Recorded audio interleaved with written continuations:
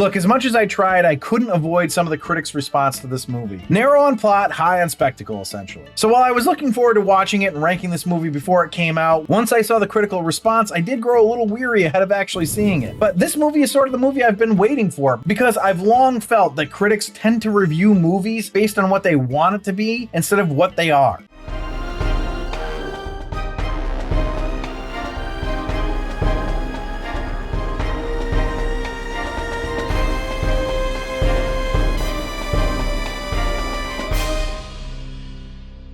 Welcome back to another episode of The Rank. I'm John, and today we're going to be continuing to rank action movies. Now, for those of you who are new to the show, I'm just going to give you a little agenda here. We start off with the Potent Notables, which are a few interesting facts or tidbits that I found out about the movie. Then I go into the movie overview, which is as described, me talking about the movie. And then I do the rank, where I rank the movie in 10 categories on a scale of 1 to 5, 1 being the worst, 5 being the best. And today, I'll be ranking Tron Ares, starring Jared Leto, Greta Lee, and Evan Peters, with a story by David DiGilio, and Jesse Guigato ended up writing the screenplay, and directed by Joaquin Rooney. But without further ado, let's dive in here, starting with the Potent Notables.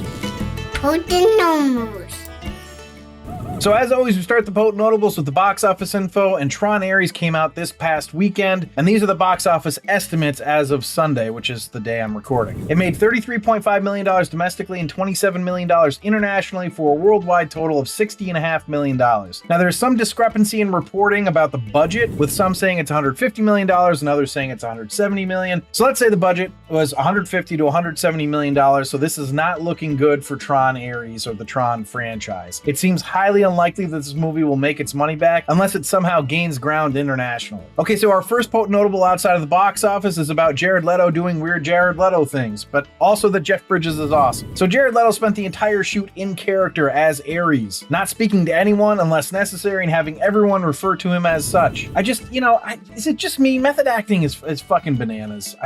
Anyway. Jeff Bridges was the only one who didn't follow the rule though, reasoning that his character, Kevin Flynn, is the creator of the grid, so he's therefore above Ares and could call him whatever he wanted. I like that. And because Jeff Bridges was in this one and Bruce Boxleitner wasn't, he is now the only actor to appear in all 3 Tron movies. So if Boxleitner was upset about not being included, he hasn't shown it, going as far as encouraging fans to support the movie even without him in it. So there you go. Now, weird method acting aside, apparently Leto was a huge fan of Tron. Like when Tron Legacy was being made and he heard about it, he had his agent call and ask if there was a role that he could play, which there wasn't because they had already started filming, I guess. So they had him as part of Tron Ascension, which was another Tron movie that they had in plans but eventually got scrapped, where he was going to play the villain. And according to producer Justin Springer, Jared, quote, kept knocking on the door of the studio and saying, "Hey," and they're like, "Is there any franchise you'd like to be a part of?" And he's like, "Still Tron." So when we started a new development phase, I don't know, 2017, maybe 2018, we started with Jared. He came on to star and to produce with us, and I've worked with him on it from the ground up, end quote. But here's the weird thing to me. Why is Leto even able to talk to the studios? Nepotism. When has he ever really had a hit? You can point to Suicide Squad, but that movie didn't succeed at the box office because he was in it. Sorry. There was Haunted Mansion, flop, Morbius, disaster, House of Gucci, disappointment. I just don't know why he keeps getting a pass. The question that a lot of Tron fans were asking is, why did it take so long to get another Tron movie? Tron Ascension was announced and scrapped, as well as Tron 3. Well, I'm not sure why those were shelved, but the reason this seemed to get off the ground was because this film was designed from the ground up as its own story with new characters and themes, so not a straight sequel. But those are all the Potent Notables, so let's go on to the movie overview. Alright, so going into this, I had read that this movie was created as a standalone movie, as you just heard in the Potent Notables. It had the Tron name, but wasn't your typical Lego sequel. Except right away, we get a whole bunch of exposition about NCOM and Kevin Flynn and Dillinger Systems. Actually, we open with an interview from 1989 by Kevin Flynn, in which he presages not just going into the digital world, which he had obviously already done, but also that the digital world would eventually come into our reality. And that, we discover, is the race that the competing companies of NCOM and Dillinger Systems are on. It looks as though Dillinger Systems has the leg up, because the first time we meet Julian, the new CEO of that company, and Edward Dillinger's grandson, who seems desperate to clear his grandfather's name, by the way, for some inexplicable reason, he has brought Jared Leto into the real world. Why? Well, to terrorize teenage girls, I imagine. But also, he's trying to sell him, as in Ares, to the military. You see, Julian has created Ares as a security program who is taking the place of Master Control. And I don't mean mean metaphorically, Julian literally calls him Master Control. Small snafu though with the pitch to the military. You see, nothing that comes into the world from the digital world can last longer than 29 minutes. Everything, no matter what it is, from tanks to humans, de-res in 29 minutes. This is how we find out that Eve Kim, the new CEO of Encom, and Julian are racing to find the permanence code. Now, we're talking about CEOs that are clearly adept at coding, so you'd think when I said to find, I would mean figuring out how to come up with the right code to make it. But no, it's literally trying to find code that was apparently written a long time ago. 1989 to be precise, the same year that Kevin Flynn gave that interview presaging this plot. Coincidence? I think not. Look, as much as I tried, I couldn't avoid some of the critics' response to this movie. Narrow on plot, high on spectacle, essentially. So while I was looking forward to watching it and ranking this movie before it came out, once I saw the critical response, I did grow a little weary ahead of actually seeing it. But this movie is sort of the movie I've been waiting for, because I've long felt that critics tend to review movies based on what they want it to be instead of what they are. In this case, yeah, narrow on plot, high on spectacle is what the movie is, so freaking what? Now, as positive as I am that Jared Leto filmed this movie thinking it would make people leave the movie pondering reality and what AI really means, that's not what happened, and not how this movie was marketed. It was marketed as sci-fi action entertainment. And you know what? That's what I freaking got, sci-fi action entertainment. I mean, the good guys have blue lights and the bad guys have red lights. This doesn't need to be deep,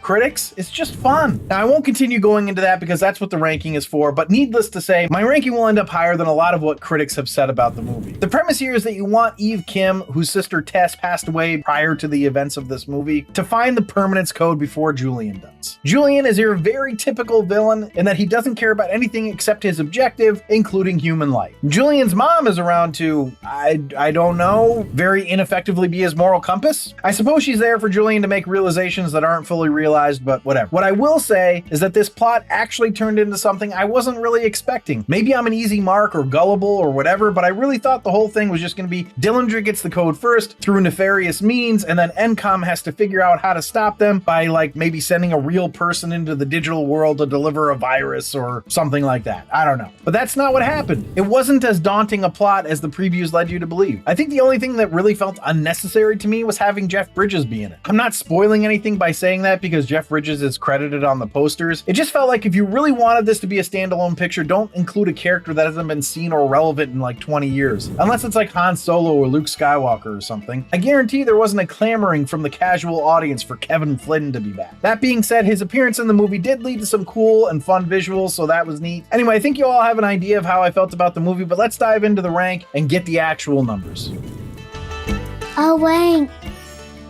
So the rank is where I rank the movie based on 10 categories: story, acting, originality, action sequences, film coherence, hero appeal, villain appeal / hatred, supporting characters appeal, the final showdown, and my rank. I rank it on a scale of 1 to 5, 1 being the worst, 5 being the best, all to figure out what are the best action movies of all time. And before I dive into the rankings here, I just want to say if you're enjoying this episode, please leave a like down below. Hitting that thumbs up really does help us out. But the first category is story, and I gave story a 4.5. Essentially, it's the story of AI sentience and wanting to live. Also the story of corporate competition to reach the next level of innovation. I liked it. So let's go to acting, which I gave a 3.5. You know what? I'm not a huge Jared Leto fan, but I thought he was really good in this. It did seem like there was some overacting happening with Evan Peters and Greta Lee at times, but it wasn't that bad at all, in my opinion. So let's go to originality, which I gave a 2.25. I'll give it some credit for the idea of putting a program from the digital world into the real, but everything else feels very much like a continuation of what already existed. And while you didn't need to see the previous installments to get the story, they really reference it a lot. To the point that I imagine it might be annoying to someone who hasn't seen the previous installments. So let's go to action sequences, which I give a 4.75. I actually really enjoyed these action sequences. They were really well choreographed and fun, almost too polished at times, though that was kind of the point because they're computer programs. Fast paced, and the lights added a really neat element. So let's go to film coherence, which I gave a 3.5. I think it's kind of lame that the whole thing was finding something that some guy did nearly 40 years ago. That doesn't really fit with the tech world. I would have liked it more if one of the two main characters came up with the code themselves. I really think that flows better, and it makes me question if they didn't do that just so they could get Jeff Bridges to do the film. Other than that, though, I don't really have any quibbles, other than that I don't understand what they make the beings out of when they constitute them in the real world, but I'm willing to let that slide for the most part. So let's go to hero appeal, which I gave a 4.25. I really liked Ares. Jared Leto gave him just enough humanity to win me over without giving him so much that he didn't feel like a program, so I thought it was well done. So let's go to villain appeal / hatred, which I gave a 3.25. I guess the villain is Julian Dillinger, and he was good, but he just never got much more than annoying, sniveling, spoiled brat status. He had perseverance for sure, and he was effective, but he just seemed kind of blah at times. So let's go to supporting characters appeal, which I gave a 4.35. I really liked everyone. You could argue that the hero is Eve Kim, but from an action movie standpoint, it's Ares. So that means that Eve is supporting and therefore moving this score up because she was a very enjoyable character. I thought Athena was good. I enjoyed the comic relief of Seth, and Hassan's character was kind of nothing, but still good. I think I would have liked more time getting to know Julian's mom also. She felt weirdly non-motivated. So let's go to the final showdown, which I gave a 4.25. I really liked the final showdown, and I don't want to give away any spoilers, so I'll leave characters out of this. I thought the final battle between said characters really worked well, but one of the characters didn't feel complete, and you could tell it was because they wanted to set up a sequel. So let's go to my rank, the final category, and I gave it a 4.25. I really enjoyed this movie. I'm not really sure why it's been getting shit on by a lot of the critics. I've purposely tried staying away from reading the critics' reviews so I didn't get skewed, but if you want to be entertained, go see the movie. If you liked either of the other Tron films, definitely go see the movie. So there you go. That's my recommendation. All right, so that puts the total for Tron Ares at a 38.85, which puts it in the tier. I'd watch it again. That feels exactly right to me. I wasn't saying it was the best, but it was certainly not bad, and I actually liked it quite a bit. It ended up tied with The Fifth Element, which feels sacrilegious, but also, yeah, which was above two movies that were tied, The Expendables 2 and Hero, and just below Point Break. So thanks for listening and or watching. If you enjoyed the episode and you'd like to see a list of our action movie rankings, you can do that on our website at therankpodcast.com. Now, if you're enjoying these rankings or just like the idea of getting a review of an action movie based on it being an action movie, please consider subscribing and or following and like the episode. And if you super duper like it, consider becoming a patron at patreon.com/therankpodcast, where you can get access to all of our archived episodes. Or reach out to me directly via email at info@therankpodcast.com with any of your questions, comments, or suggestions. But it's time to go. So, Tava Vusi.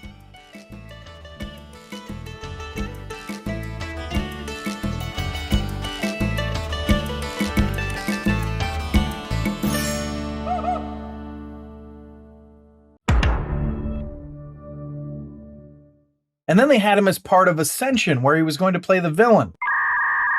But that one got scrapped. Froze up again.